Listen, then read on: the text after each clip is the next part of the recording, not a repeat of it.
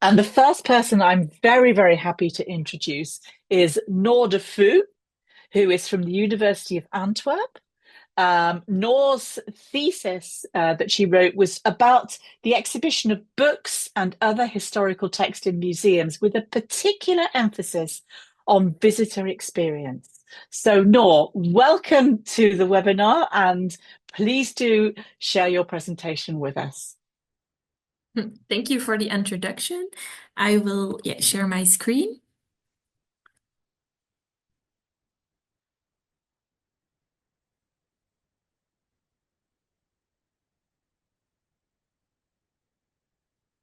Yes. Okay, so welcome everyone. Today I will present you some results from my master's thesis that I submitted this year.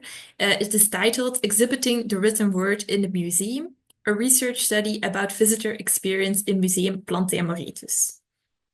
First, I will give you an overview of the contents of my thesis, including my research question, methodology, and main results. And after this, I will focus on some specific outcomes in regards to the subject of this webinar, so technology and innovation. While my thesis mainly focuses on museum exhibitions using books and archival documents, the results are certainly relevant to library and archive exhibitions as well. Museums often put archival documents and books on display, as these objects can carry a lot of fascinating information both in form or in content. Yet, it is hard to convey the information enclosed in these texts to museum visitors. Books and documents are often written in an unknown language or difficult readable writing. Letters on a piece of paper also don't incite the imagination of the regular visitor. Museums, but also other institutions who want to exhibit historical texts, are occupied with the question how to do this in an engaging way for their visitors. However, only a limited number of researchers have addressed this topic so far. The paper of Loxley et al. Does a great job in highlighting the different challenges which exhibiting the written word entails.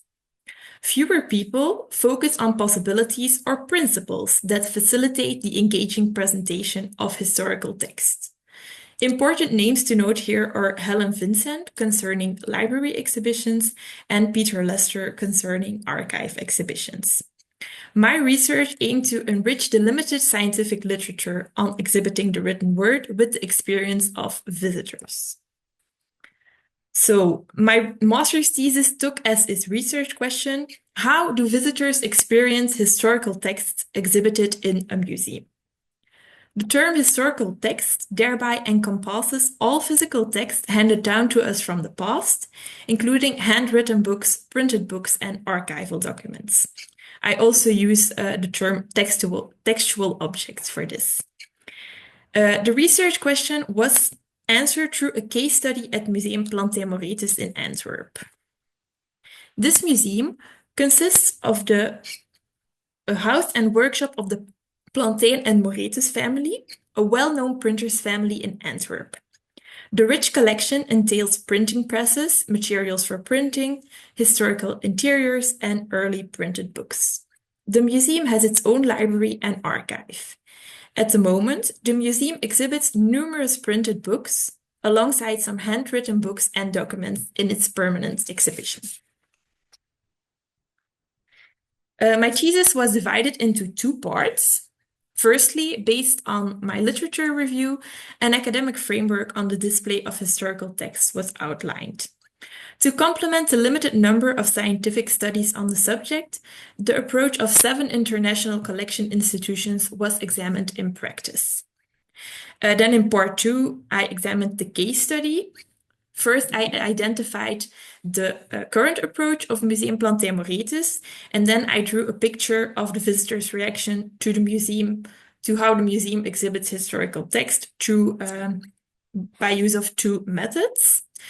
So firstly, I conducted non-participatory observations during a total of 5 hours. The observations took place in 4 different rooms, namely room 15, room 23, room 26, and room 32. All these different rooms show different ways to exhibit books.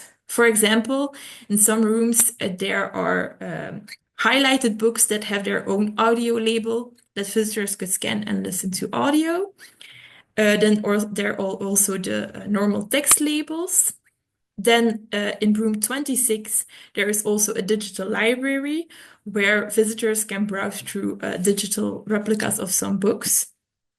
And lastly, there are also some physical replicas where visitors can also browse through manually.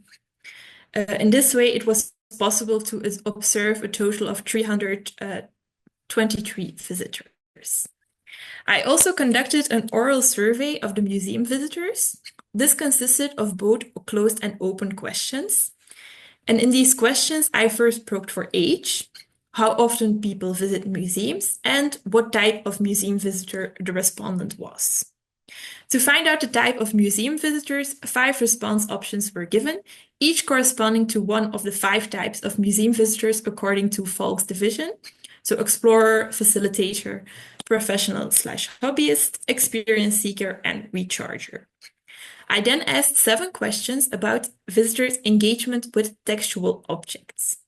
These questions revolved around 3 aspects, namely information, design, and experience.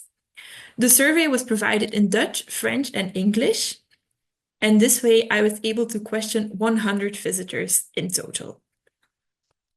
So for my main results, this study clearly reveals that despite researchers arguing that historical texts are difficult to access as museum objects, most visitors still actively interact with these texts in the museum in various ways, which becomes also clear in this table, which shows the quantified results of my observations. Indeed, most visitors looked extensively at the textual objects and read the labels, and the books were also often pointed at and talked about. Furthermore, pictures were also taken by several visits. Although books with prints or images attracted more attention, books with only text on the page layout were also looked at extensively. Observations did show that visitor interaction with historical text decreased as the visit progressed. Another important finding was that many visitors were interested in reading fragments of the exhibited historical text, which was clearly indicated by the survey respondent, namely 70% of them answered this. The observations also showed many people trying this. This shows that visitors recognize the importance of textual objects, not only as a museum object, but also as something that can be read, contrary to what is expected in scholarly literature. Even without specific framing to facilitate reading, visitors were found to be interested in trying to read the textual objects in the showcases. In this last part of my presentation, I want to look more in detail at some of my results regarding technology and innovation. Museum Plantin-Moretus uses some digital tools to enable visitors to browse through books more freely. The digital library in room 26 enabled browsing through books divided into categories and also enabled to zoom in. On the pictures, you can see the 2 screens of the digital library. However, this digital library received a very low amount of interaction in the museum, about 30%, which is a big difference with the way higher numbers of interaction with the displayed books in the other rooms, which was around 70 to 80%. Even though digital screens are a very popular means of support to exhibit books and documents, in Museum Plantin-Moretus, they proved to be not very successful. This could have multiple reasons. First of all, the screens were placed on the sides where they were not that visible. During the survey, it became clear that about 25% of the visitors thought that the digital library could potentially be interesting, but that they didn't see it. The room is also situated relatively at the end of the exposition, so museum fatigue could also have an impact on this notable low interaction. What Burns discusses in her article could also have an impact. She namely concluded from her research at the Jewish Museum that when digital replicas were presented alongside original textual objects, visitors spent more time with the originals. She suggests that one reason for this may be that visitors are more attentive to the experience of seeing the real objects and that they might as well view the digital facsimiles at home. Even though during the observations only a low number of visitors consulted the digital library, 55% of visitors in the survey found that the screens enriched their visitor experience. In contrast, physical facsimiles proved to be more successful and received a greater interactive response. In the observations, this was around 45%. But in the survey, it became even more clear. The materiality of turning pages was so attractive that 84% of respondents found that these physical replicas consisted of a real added value. During the observations, it was very notable that people really spent a lot of time looking at the physical replicas. Some groups spent up to 10 minutes discussing and touching these books. However, my research clearly showed that physical replicas only encourage interaction when they consist largely of images and are placed close to original objects. For example, the physical replica in room 23 was consulted the most. This was an atlas with lots of images. The physical replica in room 32 was less popular, both because of the content, which was mainly dense text, and also the location in the last room of the exhibition. The physical replicas in room 26, without any historical books present, received also less attention, about 30%, which is a bit similar to the digital library in the same room. The visitors in the survey were also less inclined to choose digital and interactive options as to receive information about books. They chose mostly for regular text labels or an audio guide. Among visitors under 18, the text label per book was chosen as often as an interactive option, both constituting the highest score. It is also notable that only 16% of respondents chose video as an information carrier. These results could, of course, be informed by how Museum Plantin-Moretus presents its information right now, as they mostly use audio guide and labels and not other things. So in conclusion, digital tools to interpret historical text were found to be not as successful as more traditional or hands-on options in this research. My research brings enlightening insights regarding the visitor experience of exhibited historical texts. As previously mentioned, there are only a limited number of scholarly publications on the subject. Nevertheless, it remains an important issue for museum staff. So my research takes the first essential step towards including visitors in the research on exhibiting historical text.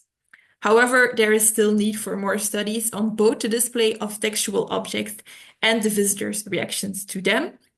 Further research into the issue of exhibiting historical text can provide new inspiration in practice, but also further enrich the scientific literature on visitor studies and exhibition techniques. Thank you for your attention.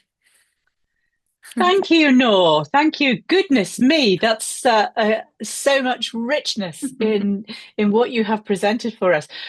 What I'm going to propose is that we save questions up for the end when we've heard from everybody. But I do have one very quick question, if I may. I'm going to abuse my position here and just change the rules for me, which is, could you just tell me about the demographic of the visitors that you worked with here? What was that? You know, can you summarize what kind of audience this was? Yes. So mostly, so my first questions were around about age and about how much a visitor went to a museum in general. And so the most visitors that I saw in my survey were around 26 to 45 years. And this also corresponds to the general museum public in Museum Plantin-Moretus. And most 62% of the respondents were regular museum visitors, so they visited 3 to 12 times a year a museum, which is kind of a big number already. So yeah, but for the rest, the numbers were more divided. So it's not that Mm. there was a group that was not represented. Great. Oh, thank you. Gosh, that's not what I was expecting, actually. So that's really, really interesting. I'm sure there will be many questions for you, Noor. And thank you so much for such an interesting and detailed presentation. That really, really was. Good luck with your future work.